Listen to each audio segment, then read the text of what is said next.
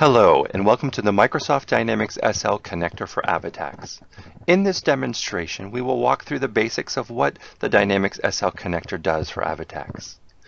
Currently, the connector works for accounts receivable, project flexible billings, and the order management module. What we'll do now is walk through the basics of how those items connect in Dynamics SL. First, in accounts receivable, the way that the AvaTax connector works is as you are in the invoice and memo screen, on the save event, so as you enter in multiple line items into the system, as you click on save, it will then connect to the AvaTax service online. At that time, it will go ahead and write a new line item into the AvaTax system, so your information from your invoice and memo is now online. At that time, it's creating an entry that's called uncommitted in the AvaTax world, and it's used the shipping information to calculate your tax. So online, you now have that information available to view. At that same time, it's passing that tax information back to Dynamics SL. So in this case, this invoice here for $100 now gets updated, and now it reflects the taxes that are available. Now, once that information is in the system, and you release a batch. So the idea of Dynamics SL is batches are put in that are not available to be released, and then when they are released, it updates the information. So when you release the batches, then you do have to run one additional process here, a AvaTax post-tax utility, which allows you to select exactly, in this case, which invoices you want to automatically change from what we call uncommitted in AvaTax to committed. So by running this process and choosing the items that you want, all it does is go up to the AvaTax system, find those existing line items, and go ahead and change them over into a committed status. Now, as far as how we use our addresses, well, in Dynamics SL, there's two different ways of setting up your addresses, whether it's based on an address or based on customer information.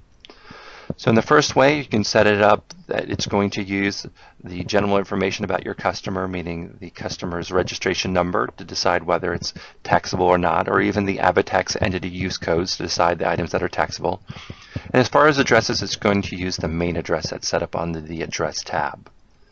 The other option is to let it use the default ship to information, usually found around order management information. But it has a default ship to ID. It can use that ID, and it will go to the shipping address table and get the information there. And then in that case, it will look at the tax registration number there. It'll look at any entity use codes that you have set up, as well as using that address as well. Now the next area we'll look at is under flexible billings. We'll take there's three different ways you can do things in flexible billings. We'll take the simple one here, and we'll look at when you're in the invoice and adjustment maintenance screen. So very similar to the AR world, when you click on the Save button as you have line items in here, you are familiar with in Dynamics SL, it will warn you that some things that are taxable, so it's going to let you know that it's going to go ahead and calculate them for you. At that same time, it's doing what we've done in the AR world. It's going up and it's writing line items into the AvaTax system. It's creating an uncommitted entry that has the tax calculated. At that same time, it's taking that tax information and passing it back to Dynamics SL. And if you're familiar in the invoice and adjustment maintenance screen, taxes are a little bit different than accounts receivable. So the tax tab is actually updated with the tax information that's been sent back. Now this also works with the automatic invoice and constructions billing. So if you're using those, that same process, that same calculation process can be taken advantage of as well. As far as once you have released your orders, you have the same idea here that you can go ahead and select your certain order management information, again running the process to update the AvaTax system to take things that are uncommitted and move them to committed. Now as far as addresses work in the project area, you're probably very familiar with the flexibility in the project module in most of Dynamics SL. So what we've done here is created a custom setup screen for you to tell us exactly how you want to do things.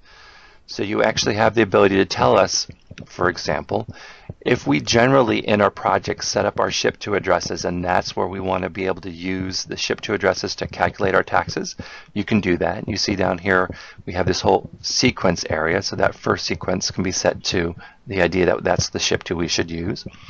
You can also set it up that, well, if we leave the ship to blank, then I want to go in this case to look at the customer's main address and use that. Or we can set it up to use any of the other type of project addresses. So you have an ability to set up exactly how you want us to look at addresses and which one you want to use for your project.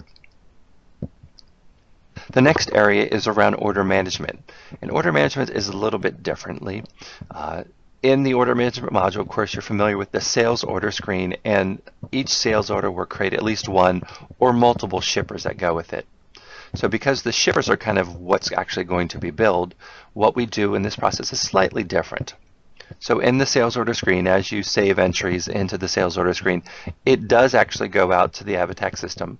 But what it's doing is it's just getting the tax calculated information and passing it back to Dynamics SL. At that time, there are no entries being put into the AvaTax system because we know that an order could become multiple shippers. So we're actually only storing things at the shipper level. So when you're in the shipper screen or the shippers are generated, that similar process is happening as the shippers are created, either if you're in the screen itself or automatically there's a step that's been added.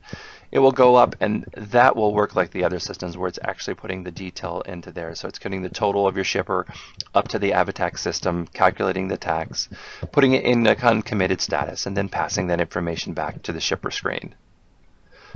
Just like we had before, the order management process, once your shippers go through and you want to process them, just as we had in flexible billings and in accounts receivable, you run a process to basically tell it that those uncommitted items are now committed.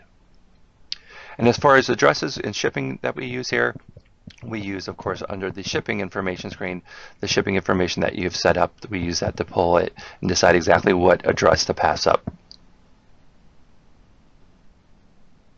So with that, I thank you for your time. If you'd like to learn more about the connector for Microsoft Dynamics SL's AvaTax, please contact Avalara or email us at info@plumlineconsulting.com.